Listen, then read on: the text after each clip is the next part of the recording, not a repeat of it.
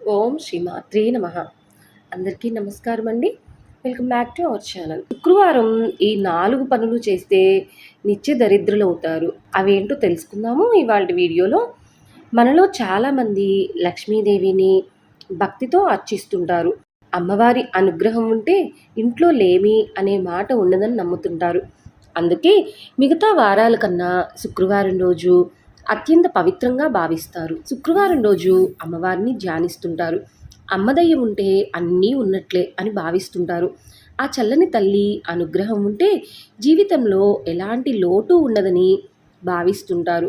అందుకు శుక్రవారం ఉదయాన్నే నిద్రలేచి తలస్నానం చేసి వాకిట్లో అందమైన ముగ్గులు వేసుకుంటాము. మరికొందరు ఇల్లంతా ఒకరోజు ముందుగానే శుభ్రం చేసుకుంటారు. ఉదయాన్నే పూజా మందిరాన్ని దీపాలతో అలంకరిస్తుంటారు. ఆ తర్వాత భక్తితో